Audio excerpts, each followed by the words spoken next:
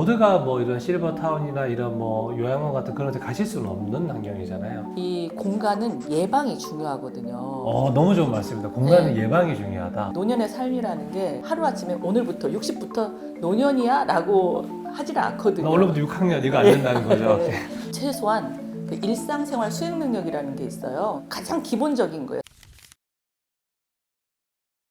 안녕하세요, 무아 여러분. 무아공간 오소장입니다. 오늘 좀 촬영 환경이 좀 다르죠. 무아공간에서 지식인들을 모시고 주거와 관련된 어떤 사회적 문제나 미래 아젠다를 좀 논의해 보려고 저희가 새로운 콘텐츠를 만들어 봤습니다. 굉장히 특별한 분을 모시고 북토크를 진행해 보고자 합니다. 공간이 아이를 바꾼다. 그리고 이제 이번에 출간하신 나이 들어 어디서 살 것인가 저자 김경인 박사님을 모셨습니다. 박사님 소개 한번 부탁드립니다. 안녕하세요. 나이 들어 어디서 살 것인가의 저자 김경인입니다. 저는 고령자의 존엄과 자립적인 노후를 위한 고령 친화주거 그리고 고령 친화도시를 신경 건축학적 관점에서 연구를 하고 있습니다. 네, 환영합니다. 감사합니다. 환영합니다. 네네. 오늘 우리가 준비했던 책에 대한 내용도 좋지만 저희 채널은 업계에 계시는 뭐 대표님들이나 주니어, 시니어 디자이너분들이 워낙 많이 보시니까 디자이너라는 우리 업에서 종사하는 사람들이 집을 실제적으로 만들어내는 사람들이잖아요. 그 관점에서도 좀 편하게 좀 조언을 해주시면 되게 좋지 않을까 생각이 듭니다. 네, 알겠습니다. 네. 박사님, 제가 질문이 있는데요. 네네. 박사님이 여기 연구하셨던 이게 생소한 단어잖아요. 노년 신경 건축학. 이 네. 학문이 좀 궁금한데 어떤 네. 내용인지 좀 말씀 좀 해주시겠어요? 아, 네네. 원래 신경 건축학은 공간과 환경이 인간의 정서, 사고, 행동에 미치는 영향을 연구를 해서 그것을 다시 건축이나 공간에 설계를 할 때 적용하는 학문이에요. 네. 굉장히 이제 실용적인 학문이죠. 네. 근데 이제 이 중에서 저는 연령에 따라서 변화하는 특성을 반영할 필요가 있다. 그래서 이제 노년 신경 건축학이라는 단어를 썼는데요. 실제로는 있지는 않은 단어예요. 근데 이제 좀 이해하기 쉽게 이 책에 맞게끔 노년 신경 건축학이라는 단어를 썼습니다. 우리 고객님들 중에서 나이가 좀 있으신 분들이 오실 때는 그러니까 이런 것들 때문에 저는 공부를 해야 된다고 늘 생각을 하거든요. 네. 어쨌든 전문가라는 사람들은 이 레인지를 포함할 수 있어야지 우리가 좋은 걸 맞아요. 드릴 수 있으니까 네. 공부를 좀 열심히 해야 되겠다라는 생각이 많이 듭니다. 맞아요. 저도 젊었을 때는 사람보다는 내가 뭔가 이렇게 좋은 걸 만들어야 되겠다. 좀 쌍박한 걸 만들어야 되겠다. 막 이런 생각이 많았어요. 선을 어떻게 하면 예쁘게 그릴까 막 이랬거든요. 너무 근데 이해가 됩니다. 네, 그죠. 근데 어느 순간부터 제 설계에 사람이 없구나라는 생각을 하게 됐어요. 그래서 그 다음부터는 이제 그 사람에 좀 집중을 해서 인문학 서적도 많이 읽으면서 네. 사람을 좀 연구를 하기 네. 시작했고 죽어야말로 개인이 쓰는 공간이잖아요. 우리는 이제 만들어주고 빠지는 공간이잖아요. 네. 그럼 그분들을 계속 써야 되기 맞습니다. 때문에 그분들의 어떤 지금까지의 삶의 역사와 앞으로의 삶을 생각하지 않을 수가 없는 거죠. 박사님 말씀하셨던 것에 너무 동의가 되는 게 저도 이제 현대건축을 전공을 했으니까 처음엔 어떤 그 우리 디자이너들이 좋아하는 거 있잖아요. 뭐 파사드, 어떤 네. 뭐 비례, 그리고 뭐 고혹함, 뭐 공간의 느낌 같은 것들. 네. 저도 거기 막 집중을 하다가 우리 팀원들한테 제가 늘 이제 크리틱하거나 할 때 항상 하는 얘기가 공간의 마지막 점은 사람이라고 늘 말하거든요. 그러니까 사람이 빠져 있으면은 그냥 미학적으로 아름다울 수 있긴 한데 공간 본연의 기능이 떨어진다라고 저는 늘 생각을 해서 저희도 이제 그런 것들을 말하기 시작하고 유튜브로 채널 시작하면서 회사가 좀 성장을 한 것 같아요. 맞아요. 그 우리가 누구나 모델하우스 같이 살 수는 없잖아요. 그렇죠. 말이 안 되죠. 말이 안 되죠. 네. 근데 어르신들이 그래요. 어르신들이 이제 젊은 친구들이 이제 이렇게 나중에 설계를 해서 만들어 놓잖아요. 네. 어르신들이 그렇게 안 쓰는 경우가 있어요. 네. 의자의 폭을 좁게 놨다든지 경사가 잘 안 맞는다든지 뒤에 등받이에 경사 있잖아요. 네네네. 그게 잘 안 맞는다든지 그러면은 밑에 내려와서 앉아 계세요. 약간 그런 거랑 느낌 비슷해요. 우리가 실내 사이클 머신 사놓고 네. 옷걸이로 쓰는 것처럼 맞아요, 같은 맞아요. 맥락이잖아요. 네. 쳐다보면서 나 운동하겠지라고 하면서 희망을 좀 가졌다가 사용은 옷걸이로 사용하는 것처럼. 맞아요. 저는 집은 늘 생활 공간이라고 생각을 해서 기능적이고 아름답기도 해야 된다라고 저희는 늘 생각하는 것 같습니다. 저는 기능적이면 충분히 아름답다고 생각하거든요. 네.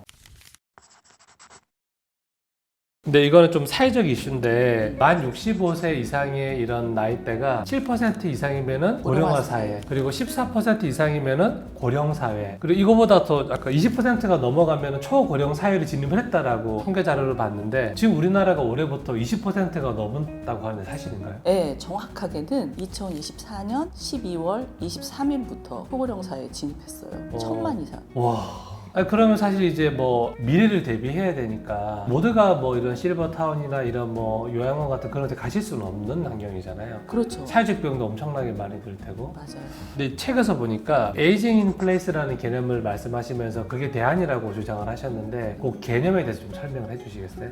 에이징 인 플레이스는 고령자가 지금 현재 살고 있는 익숙한 곳에서, 이게 중요한 거예요. 익숙한 곳에서 자립적인 생활을 하면서 일상과 인간관계를 유지하면서 여생을 보내는 것을 말하는 거거든요. 그래서 나이가 들었다고 해서 다 실버타운이나 요양원으로 갈 수도 없고 가서도 안 된다고 생각해요. 맞습니다. 네. 네. 그래서 지금 살고 있는 집에서 계속 머무르는 것을 핵심으로 하고 있어요. 그러면 결국에는 내 집에서 내가 살아가는 삶을 좀 지켜나가면서 여기서 나이 들어가고 삶을 이어나간다는 개념으로. 근데 단순히 사는 것만 가지고는 안 되고요. 일단 기본이 자립이에요. 자리. 네. 이제 친구도 만나고 네, 밥도 네. 해먹고 네, 뭐 네. 이런 식으로. 방금 말씀하셨던 에이징 인 플레이스가 저희 사회 가치랑도 되게 좀 잘 맞아떨어지는 것 같긴 한데, 그러면 나이가 좀 더 들고 하더라도 내가 이 집에서 더 살고 싶은 집, 살아갈 수 있는 집의 조건들을 조금 더 구체적으로 어떤 요소들이 있는지 저는 궁금하거든요. 노인의 어떤 신체적 특성, 사회적 특성, 그 다음에 정서적 특성, 이 세 가지를 주로 노인에 대해서 얘기를 하는데, 이 세 가지가 담겨 있어야 돼요.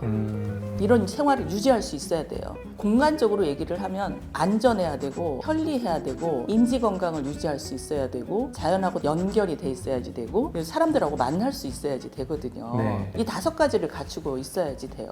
저희 같은 집을 만드는 사람들이 고민해야 될 부분이긴 한 것 같아요. 괜찮은 네. 비용으로 어떻게 이걸 좀 구현할 수 있을까. 제가 이제 아파트라고 하는 공동주택을 많이 이제 작업을 하는 이유가, 통계를 찾아보니까 68% 정도가 한국은 공동주택 형태에 살고 있다고 그러더라고요. 아파트, 주상복합, 빌라 뭐 해가지고 함께 살아가는 그 구조로 되게 대부분이 대한민국 사람들이 살고 있는데, 일본하고는 건축 환경이 조금 다를 것 같아요. 일본 같은 경우에는 이제 맨션이라고 그래서 좀 낮은 건물들의 공동주택이 있고, 꽤 많은 집들이 이제 지진 때문에 목조주택으로 단독주택 형태로 만들어진다고 알고 있는데, 일본 주택과 한국 주택의 차이가 있잖아요. 노년, 주거 환경이나 이런 것들을 준비할 때 어떤 차이점이 있고 뭘 좀 준비하면 좋을까? 일단 건축 구조라든지 이런 시설이라든지 이런 측면에서 좀 차이가 있기는 해요. 네네. 이제 일본 같은 경우는 아까 말씀하신 대로 저층, 그다음에 네. 목조로 이루어져 있고요. 네. 우리나라 같은 경우는 고층, 그다음에 콘크리트로 맞습니다. 되어 있고, 난방 같은 경우도 일본은 이제 개별 난방인데다가 난방을 거의 쓰지를 않아요. 그러니까 진짜 바닥 난방 없어요. 초대받아서 그때 갔었는데 네. 너무 추워가지고 놀랬던 기억이 나요 그때. 저도 겨울이 되면은 너무 추워가지고 일본에 있고 싶지 않을 정도로 힘들었는데요. 우리나라 같은 경우는 이제 바닥 온돌 난방에다가 지역 난방이라든지 중앙 난방 같은 걸 하잖아요. 네, 아파트에 살기 네, 때문에. 네, 네. 그리고 편의 시설 같은 게 잘 돼 있는 편이죠. 일본 같은 경우 이제 저층들이 많다 보니까 편의 시설들이 편의점이라든지 이런 것들이 그냥 조금 걷다 보면은 편의점들이 있고 집과 집 사이에 뿌려져 있어요. 그러니까 내가 네, 좀 네. 집을 나가서 좀 가다 보면은 일반 생필품이라든지 이런 것들을 살 수 있거든요. 네. 근데 저희는 이제 아파트에 살다 보니까 아파트 상가에 이제 있게 되죠. 요즘에는 커뮤니티 시설 엄청 잘 돼 있잖아요. 여기도 보니까 무슨 헬스장에 골프 연습장에 뭐 사우나도 있더라고요. 수영장이 있는 맞습니다. 데도 있고, 네네네. 그다음에 라운지, 돌봄 시설 같은 것도 돼 있고, 뭐 북카페 많이 이제 있어요. 근데 일본 같은 경우는 아파트 구조가 아니기 때문에 이제 동네에 이런 게 이제 커뮤니티 시설들이 뿌려져 있는 거죠. 이제 아파트라고 하는 게 이제 고층이고 하다 보니까 올라가려면 엘리베이터가 있어야 되고, 네. 요즘에는 이제 아파트는 BF라든지 이런 거 기본적으로 하고 네. 있거든요. 우리 휠체어 램프 같은 거 맞아요. 그런 말씀하시는 예, 거죠. 예. 점자라든지. 예, 이제 문도 이제 자동문으로 이렇게 네, 되어 있고, 맞습니다. 예. 그런 자동문 같은 경우도 키를 대서 되는 위치라든지 이런 것들이 아직 좀 미흡해요. 그러니까 유니버설 디자인을 다 완벽하게 이행되기에는 좀 부족한 부분들이 있기는 하지만 어쨌든 이제 배리어 프리가 많이 되어 있어요. 근데 이제 일본 같은 경우는 주택 구조가 지면에서 한 30cm 정도 띄어서 집 안으로 들어가게 돼 있어요. 습도 때문에, 네네. 습도 때문에. 예. 그래서 단차가 있는 거죠. 나이가 들어서 이제 그런 집에서 살기에 굉장히 어려운 부분들이 있어요. 근데 휠체어를 만약에 탄다 그러면 우리는 휠체어를 타고 집에까지 갈 수 있거든요. 맞습니다. 예. 네. 근데 일본 같은 경우는 휠체어를 타고 집 안으로 들어가기가 어렵죠.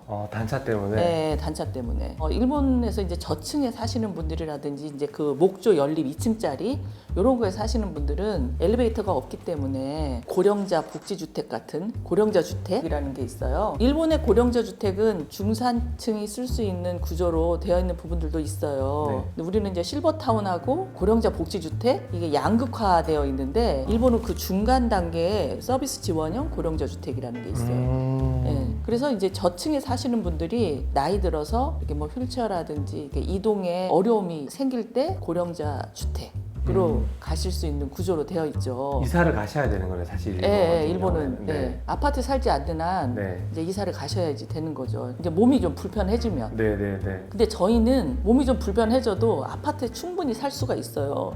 야, 근데 말씀 들어보니까 사실 우리나라의 사회적 문제가 이런 거였잖아요. 그러니까 우리가 이제 전쟁 끝나고 근대를 지나면서 눈부시게 발전을 빨리 했고 그거에 대한 반대급부로 이제 도시에 사람들이 모여드니까 이 인구를 수용하기 위해서 아파트라고 하는 집합주택을 엄청나게 짓기 시작했는데 그렇죠. 네. 그래서 사실 불과 몇 년 전만 하더라도 몇 년 전에 아주 계속 나왔던 얘기가 왜 사람은 다른데 이런 성냥갑 같은 아파트에만 있냐 네. 했는데 또 요즘 이런 시대에 접어드니까 또 이게 되게 장점으로도 활용될 수 있겠다 생각이 부분적으로 장점이 있죠. 네, 그리고. 그런 생각이 드네요, 갑자기. 그리고 어떤 면에서는 실버타운하고 그렇게 다를 게 없어요. 네, 왜냐면 네. 요즘 아파트도 유니버설 디자인 많이 되어 있고 네. 커뮤니티 시설 잘 되어 있고 그리고 요즘 밥을 해주는 아파트도 있더라고요. 왜 최근에 지어진 것들은 그렇게 네. 그런 시설들이 있더라고요. 네, 저도 네. 가서 한번 먹어봤어요. 네. 네. 그런 측면에서 보면은 지금 아파트에 살아도 충분하겠다라는 생각을 저는 하면서 에이징 인플레이스를 하기에 적절하다. 물론 이제 단점도 있는데 그런 시설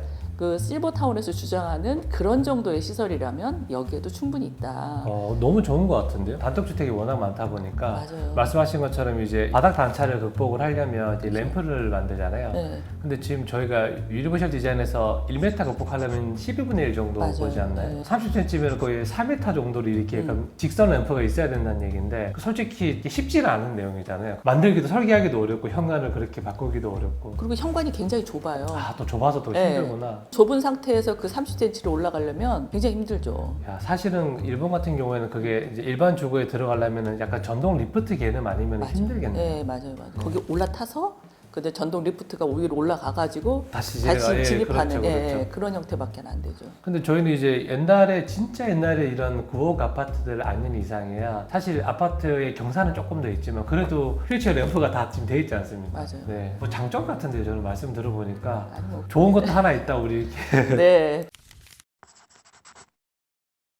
그러면 지금부터는 이제 조금 더 구체적으로 이제 한 걸음 더 들어가서 이 아파트에서 우리가 어떤 것들을 좀 변화시켜 볼 수 있을까 그 주제로 자연스럽게 넘어가는 것 같아요. 좀 단지를 제가 좀 둘러보는 습관이 있어서 좀 둘러보면은 생각보다 좀 앉을 수 있는 공간이나 이런 데가 별로 없다라는 생각을 좀 많이 해요. 그리고 이게 지역 따라 다르지만은 그 어르신들이 이제 나와가지고 조금 산책하시고 하는 거 보면은 벤치가 별로 없다 보니까 그 화단턱 거기 이제 앉아가 네네. 쪼그리고 앉으셔가지고 이렇게 네. 그러고 계시는 게 좀 마음이 아팠는데 벤치 같은 게 좀 있으면 훨씬 더 유리한가요? 일단 이제 외부 공간에서 중요한 부분인데 벤치가 어르신들이 밖에 나오셔야지 돼요. 그렇지 않으면은 그분들이 뭐 하고 있는지 우리가 찾아가서 확인을 해야 되거든요. 그러면 맞습니다. 그게 다 비용이에요. 그게 사회적 비용이거든요. 일단 그분들이 쓰러지지는 않으셨는지 네네. 식사는 제대로 하고 계시는지 극단적으로는 살아 계시는지 네네. 뭐 이렇게 확인을 해야지 되거든요. 네. 근데 그분들이 나오시면 많은 문제가 해결이 돼요. 근데 그 나오시기까지가 어려운 부분이 일단 첫 번째가 나오셔서 움직여야지 되는데 나이가 들면 200m 정도를 걸을 수 있다고 해요. 최대 이제 거리가 맥시멈은 500m고 벤치가 200에 하나씩은 있어야 되고 치매가 있으신 분들은 100m가 한계이기 때문에 네. 저는 이제 100m를 권장을 해요. 100m에 하나씩 벤치를 둬라. 도시 환경에서조차 예, 예. 주거뿐만 아니라 예, 예. 네. 제가 사는 곳과 제가 일하는 곳이 이제 한 개 역을 가야 되거든요. 네네. 근데 그걸 걸어 다녀요. 근데 걸어서 이제 저희 집에서 나와가지고 그 다음 목적지까지 가는데 벤치가 하나도 없어요. 만약에 쉬었다 간다면 어디서 쉬어야 되나 하고 봤더니 네. 아파트 경계에 있는 왜 담장 있는데 이렇게 돌로 만들어 놓은 데 있잖아요. 네네네네. 예, 네네. 축대 자- 같은 거 이렇게 좀 해놓은 거. 자연석으로 쌓아놓은 자연석대는 맞습니다. 거기에 네. 이제 그 약간 평평한 타다가지고 그런데 앉아야 되는데 그나마도 그게 돌이기 때문에 굉장히 차가워요. 맞아요. 예, 네. 그래서 이제 일단 기본적으로 벤치가 있어야지 그분들이 나오실 수가 있고 있고 또 하나는 화장실이 해결이 돼야 돼요. 아, 그렇네요. 네. 화장실 가려고 다 집에 올라갈 수는 없으니까. 맞아요. 그래서 그 두 가지가 일단 아파트 단지 안에서도 해결이 돼야 되고 도시에서도 해결이 돼야지 그분들이 기본적으로 나오실 수가 있으세요. 나오시는 것만으로도 많은 문제가 해결이 돼요. 어르신들이 나오셔가지고 혼자 멀뚱멀뚱하게 있을 수는 없잖아요. 지나가는 이제 사람들이 이렇게 눈 마주치고 이렇게. 네.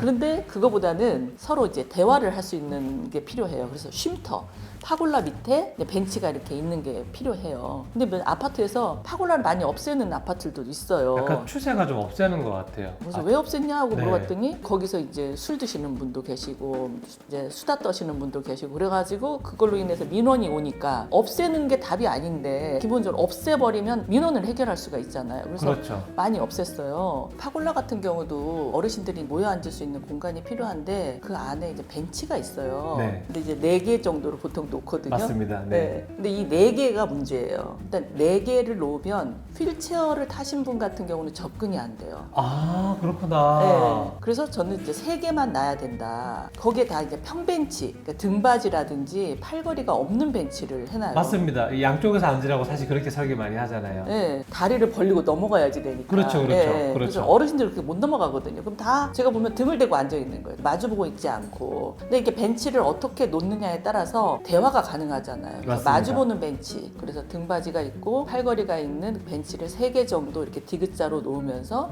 한쪽을 열어놓는 이런 구조를 말씀을 드리거든요. 근데 지금은 그렇게까지 이렇게 세심하게 설계된 곳이 거의 없어 보여요. 왜냐면 제가 직업이 이렇다 보니까 이런 거 굉장히 많이 보고 다니는데 말씀하셨던 건 제가 못 본 것 같습니다. 아까 말씀하셨던 저 화장실은 사실 제가 생각을 못 했거든요. 네. 화장실은 어떻게 그러면 해결할 수 있을까요? 우리 같으면 지금 만 세대짜리 이렇게 이런 아파트도 있잖아요. 네. 어떤 아파트라고 말씀을 드리기는 그렇지만 네, 네. 그런 경우에는 이런 것들도 고려해서 만들어야 된다고 생각을 해요. 그렇게 해야 될 것 같습니다. 랜드스케이프 디자인을 해가지고 아파트 저층부를 많이 이렇게 디자인을 많이 하잖아요. 그러면 공원도 배치하고 분수도 놓고 하는데 말씀을 들어보니까 파고라 위치나 화장실의 인접성이라든지 진입하는 동선 래퍼 같은 거 사실은 고려가 돼야 되겠네요, 앞으로는. 아직까지는 이제 노인에 대한 이해가 좀 부족하다 보니까 노인을 이해해서 한다기보다는 본인들 위주로 설계를 많이 해요.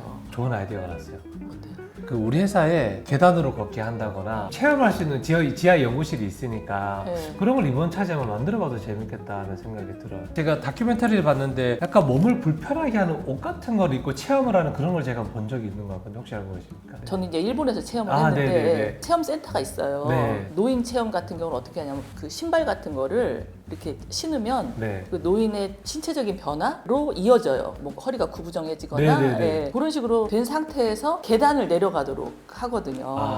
제가 그런 관련 다큐를 봤던 것 같아요. 그래서 제가 기억이 나네요. 그거는 저는 설계하는 사람이라면 네. 꼭 해봐야 된다고 생각을 해요. 너무 좋은 말씀입니다. 그 연구실에다가 제가 아까 말했던 그 수트 한 세트 사가지고 네, 저부터 입어가지고 한번 경험을 해봐야 되지 않을까. 네, 맞아요. 꼭 해야 돼요. 그렇지 네네. 않으면 우리가 노인이 된 다음에는 사실 설계할 일은 없거든요. 그런데 치매는 그렇게도 체험이 안 돼요. 야, 이건 어떻게. 치매는 저도 이제 체험은 어렵고 이제 치매 어르신들을 네. 추적 관찰하는 걸 해봤어요. 네네네. 이제 하루 종일 그분을 뒤에 따라다니는 거예요. 네. 그래서 그분이 어떻게 움직이는지, 무엇을 하는지, 뭘 좋아하는지 이런 것들을 해보거든요. 그리고 인터뷰도 하고. 네. 그러면서 느끼는 건 치매는 절대 내가 미리 예방해야 되겠다 이런 생각을 굉장히 많이 하고 그래도 저분들을 위해서 뭔가 할 수 있는 거를 좀 찾아봐야 되겠다라는 생각을 하게 됐어요. 우리 어머니가 지금 80이 넘으셨는데 거의 한 20년 전입니다. 뇌경색이 좀 심하게 오셔서 쓰러지셨는데 사실 그때부터 이제 약간 이쪽이 한쪽이 언어 영역이라든지 몸을 잘 못 쓰시거든요. 근데 이제 연세가 워낙 많다 보니까 약간 깜빡깜빡하세요 요즘에. 치매랑도 사실 이런 혈관 질환이 좀 연관이 있지 않나요? 저는 이제 치매에 대해서는 잘 모르기도 하지만 네네. 일단 치매가 일어나는 경우의 수가 굉장히 많대요. 네, 예방할 수 있는 네. 그런 방법들도 저는 있다고 봐요. 그러면 이제 말이 나온 김에 네. 우리 부모님들 제일 겁내하시는 게 그거였거든요. 왜냐하면 인간의 존엄을 잃어버린다고 생각하시기 때문에 이걸 예방할 수 있는 어떤 공간적 장치나 이런 것들이 좀 있을까요? 아파트 같은 경우 기존에 이제 저층 주거지였다가 만약에 아파트를 만들잖아요. 그러면 완전히 새로운 환경이어가지고 네. 그때 이제 치매가 많이 오세요. 어르신들이. 네. 그래요? 네, 그런 결과가 있어요. 그래서 네. 아파트를 지을 때 기존에 있었던 그런 어떤 공간이라든지 네. 그 기억할 만한 것들이라든지 이런 것들을 남겨야 된다라는 이 연구 결과가 있어요. 그 현실적으로 조금 어려울 수는 있겠다. 그래서 이제 네, 일본에서는 네. 그런 연구 결과를 토대로 해가지고 네. 한동을 남긴다든지 뭔가 옛날에 이런 게 있었다라든지 오, 이런 것들을 우와. 기억 상기시켜주는 네. 네, 그런 것들을 해요. 근데 그럼 집 안에서는 어떻게 해야 되느냐? 소장님 하시는 그런 철학하고 맞닿아 있어요. 네. 그런 개인의 역사를 담는 공간이잖아요. 저는 이제 뭐 물건이라든지 가족 간의 맞아요. 취미가 담겨 있는 뭐 사진도 좋고 네, 수집품도 좋고 이런 거 항상 남기라고 말씀드리거든요. 네, 그리고 아니면 공간적인 특성이라든지 맞습니다. 너무 기존하고 완전히 다른 공간을 만들기보다는 가족 간에 연대가 형성되어 있는 공간이라든지 많이 담겨 있는 공간이 있잖아요. 네, 무슨 말씀인지 알 것 같아요. 근데 저희 회사에 이제 그런 시니어 고객님도 가끔 오시는데 저희가 이제 이런 관점에서 항상 좀 설명을 드리거든요. 예를 들어서 조명이라든지 발목 센서 등 같은 것들, 네. 핸드레일 같은 것들, 뭐 네. 단차 같은 거 말씀드리면은 사실 되게 완고한 분들이 많으세요. 나 아직 젊다. 네. 그리고 저희는 이제 현관에 이제 시팅 공간이라거나 앉는 공간을 꼭 항상 설계를 해드리려고 노력을 많이 하거든요. 네. 왜냐면 그게 있으면 진짜 편하니까. 네. 근데 이제 그런 것들을 나 아직 이제 내 70밖에 안 됐는데 내가 이런 거 필요 없다고 정정하다고 그런 분들이 많은데 혹시 그런 분들한테 저희가 설득할 수 있는 그런 포인트가 있을까요? 제가 설득할 수 있는 포인트까지는 모르겠는데 그것이 이제 필요한 시기가 있어요. 맞아요, 네, 그러니까 네. 공간은 예방이 중요하거든요. 너무 좋은 말씀입니다. 공간은 네. 예방이 중요하다. 무릎이 안 좋고 난 다음에 시팅 공간을 하시면 그때부터는 그거보다 나아질 수가 없는 거예요. 이 우리 구독자 여러분들도 요거는 참고해서 들으시면 좋을 것 같아요. 근데 이제 아파트 공간 중에서 정말 미리 해야 되는 공간 중에 하나가 네. 욕실이에요. 욕실. 네, 뭔가 거기서 낙상 사고라든지 다른 사고가 있은 후에 하면은 이미 몸이 많이 망가져 있는 경우가 네, 많죠. 네, 네. 네. 저 같은 경우도 이제 욕실에서 한번 넘어졌었거든요. 그러세요? 저 같은 경우는 약간 이석증이 좀 있어요. 그런 상태에서 이게 제대로 서지 못하고 있다가 다리가 쫙 벌어진 거예요. 미끄러져서. 네. 지금은 그래도 제가 좀 건강하니까 네. 그 욕조라도 잡았는데 뭘 이렇게 탁 이렇게 네, 잡을 수 있죠. 네. 네. 이게 잘못되면은 거기다가 머리를 찍거나 예, 맞아요. 네. 네. 그리고 이제 그 샤워부스 있죠. 샤워부스에 유리가 있잖아요. 유리 같은 데다가 부딪히거나 이런 경우에 이제 큰 사고로 이어지는 거죠. 그래서 뭐 저희가 이제 유니버셜 디자인 할 때 설계 매뉴얼 보면은 이제 뭐 장애인 화장실, 휠체어 들어간 화장실 같은 경우에는 도어가 이제 안쪽으로 보통 열리지 않게 하는 게 네. 안에서 이제 쓰러지셨을 때 도어에 걸려가지고 탈출을 못 시키니까 그래서 우리가 뭐 슬라이딩이라든지 밖으로 여는 도어나 이런 것들을 보통 하는 것처럼 화장실 같은 경우는 정말 10년 앞을, 20년 앞을 내다보시고 고령 친화형으로 바꾸셔야지 돼요. 저희 어머니도 한번 화장실에서 쓰러지셨는데 많이 다치세요. 확실히 차갑고 딱딱하고 하다 보니까 공간이 좁잖아요, 한국 네네, 화장실이. 그쵸. 그래서 넘어질 때 바로 충격이 너무 많이 받으시니까 그때도 좀 부딪히셔서 다치셨거든요. 이 골반이 조금 이렇게 금이 가셨는데 안 붙어요. 어르신분들의 이제 큰 그 신체적인 특성 중에 하나가 근육이 이제 쇠퇴하고 네. 그다음에 골다공증이 있어가지고 네. 한번 뼈가 부러지거나 뭐가 부서지거나 이러시면은 그 다음부터는 치료가 힘들어지세요. 이거는 제가 좀 우리 구독자 여러분들한테 좀 팁을 드릴 수 있을 것 같아요. 왜냐면은 시공제 공법에 관한 얘기인데 요즘에 트렌드도 그렇고 거의 대부분의 공법 자체가 기존에 타일 벽체가 있으면 예전에는 이제 뭐 이거를 뭐 현장 용어로 떠발이라고 그러는데 시멘트 압착 시공이라고 해요. 네. 시멘트를 이렇게 타일에 이렇게 두툼하게 발라가지고 예를 붙였는데 요즘에는 워낙 포시린 계열의 대형 타일을 쓰다 보니까 에폭시나 실리콘 가지고 부착은 되지만 안에 좀 텅텅 비어 있습니다. 네. 큰 장수를 평활도를 잘 맞춰야 되니까 네. 그렇게 하는데 그럼 사실은 이제 콘크리트 구체나 조적 벽체보다 안에 공간이 있는 거거든요. 핸드레일 같은 거 설치를 할 때도 안에 비어 있다 보니까 얘는 이제 앙카링을 해가지고 고정을 볼트 결합을 하면 조금은 쪼다가 무조건 크랙이 다 터져요. 그래서 안전바를 설치를 할 때는 저희 같은 경우는 안쪽에 이런 시멘트나 이런 구조 보강을 충분히 한 다음에 그 자리당을 반드시 보강을 해놓을 거거든요. 그래서 사실 공중 화장실 이런 데 핸드레일을 보면 다 떨어져 있잖아요. 맞아요. 눈에 보이는 것만 그렇게 시공을 하다 보니까 우리 구독자 여러분들도 화장실 할 때 저희가 이제 안전바 이런 제안을 드리면 저희가 제일 좋고 예쁜 걸로 추천드릴 테니까 지금 안 다셔도 위치라도 좀 잡아놓고 저는 보강을 좀 진행하면 좋지 않을까라는 생각이 듭니다. 제가 한 말씀 더 드리면요. 네네. 그 핸드레일도 예방이거든요. 그래서 노인이 되시고 난 다음에 아니 몸이 힘들어지시고 난 다음에 하시기보다는 그건 미리 하셔도 돼요. 나이대로 치면 뭐 다 개인의 컨디션은 다르겠지만 어느 정도부터 이런 고려를 하면 하면 좋을까요? 저라면 60 정도부터는 아. 핸드레일을 설치하셔라. 아. 거실이라든지 이런 데 핸드레일은 나중에 이제 하셔도 굳이 뭐 돼요. 지금 굳이 저는 좀 덧붙여서 욕실의 핸드레일과 그리고 특히 현관의 시팅 공간 그거는 당연히 해야 돼요. 현대- 저도 이제 시팅 공간을 마련할 수 없는 지금 현재 구조여가지고 조그만한 벤치 하나 갖다 놨어요. 네, 실제로 저희 영상에 우리 구독자분들 다 아시겠지만 오소장 집 인테리어 그 영상이 네, 있거든요. 네, 네. 그거 제가 일부러 시팅 공간 안 넣고 제 친구가 만들어준 의자 있어요. 가구 공예하는 친구인데 제 친구가 만들어 의자를 갖다 놓은 자리를 만들어 드렸거든요. 네.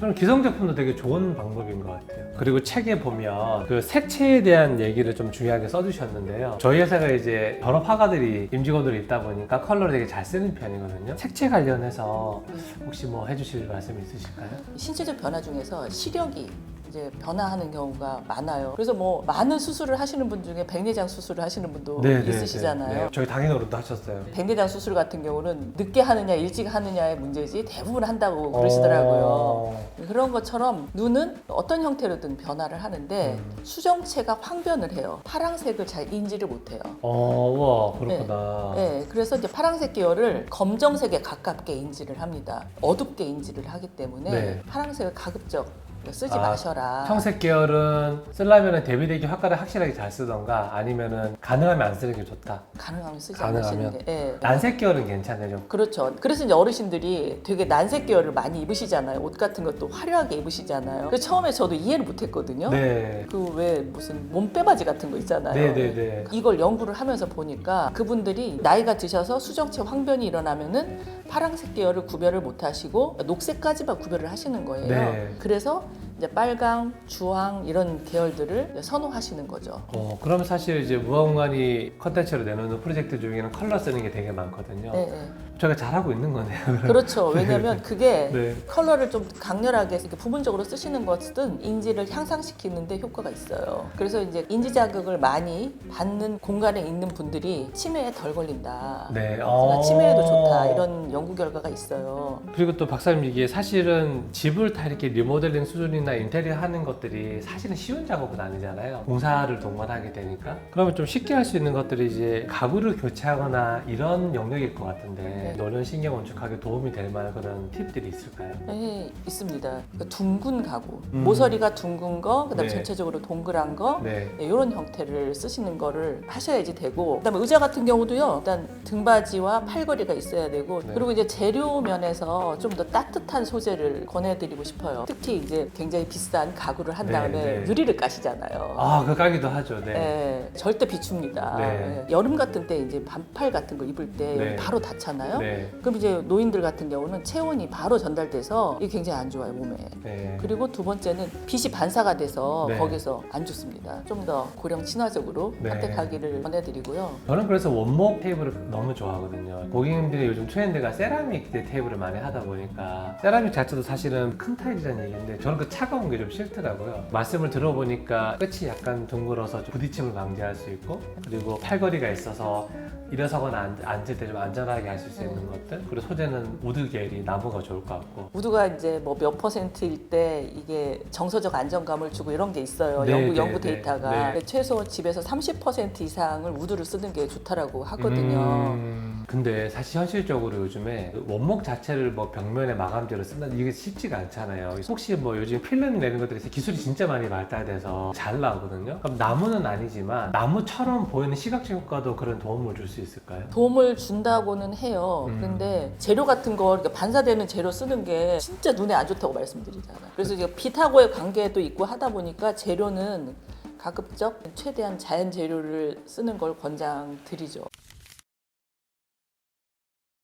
네, 노년 신경건축학 우리 김경민 박사님을 모시고 정말 유익한 시간이었는데요. 이제 마무리를 해야 될 것 같습니다. 마지막으로 우리 많은 분들이 이 나이 들어서 어디서 살 것인가에 대한 고민들을 많이 하시겠지만 현실적인 문제들로 쉽게 결정을 못 하실 것 같아요. 우리 박사님께서 이제 마지막으로 우리 구독자분들에게 요 말은 내가 꼭 하고 가야 되겠다 이런 게 있으시면 한마디 부탁드립니다. 노년의 삶이라는 게 하루아침에 오늘부터 60부터 노년이야 라고 하지는 않거든요. 원래부터 6학년 이거 안 된다는 거죠? 네. 네. 그러니까 서서히 바뀌거든요. 그동안 쌓아온 그런 어떤 습관이라든지 아니면 환경이라든지 이게 자연스럽게 이어지면서 60도 가고 70도 가고 이렇게 되거든요. 최소한 그 일상생활 수행 능력이라는 게 있어요. 가장 기본적인 거예요. 사람이 살아가는 데 있어서 가장 기본적인 먹고, 싸고, 걷고, 그다음에 옷 입고, 그러니까 자기가 다른 사람의 도움을 받지 않고 기본적으로 해야 되는 것들, 그거를 갖춰야지 되거든요. 그래야지 자립도 할 수 있고 존엄도 유지할 수 있어요. 그렇게 하려면 지금 당장 가장 필요한 건 운동이고요. 운동. 네. 그 다음에 이제 적어도 한 끼 정도는 해서 드실 수 있으셔야지 되고, 친구도 좀 만나고 누군가 교류를 해야지 되거든요. 네. 그런 다음에 봉사활동을 조금 넘었으면 경제활동, 이 정도는 좀 하시면서 이 사회하고 관계를 유지하면서 살아가시라라고 권하고 싶습니다. 방금 말씀하셨던 이런 모든 것들을 사실은 이게 되기 전에 10년 정도부터는 조금 고민도 하고 준비도 하면 좋겠다. 근데 그렇게 따지고 저도 얼마 안 남은 것 같거든요.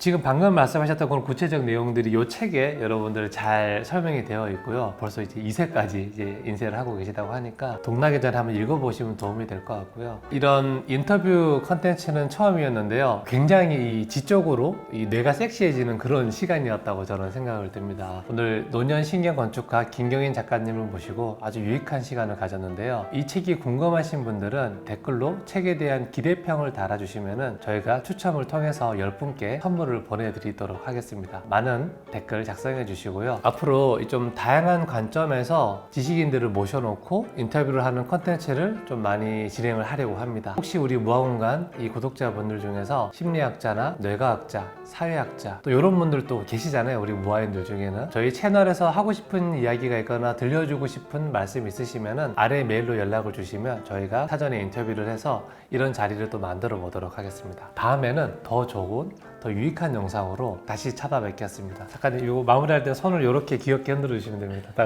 같이 이렇게. 네.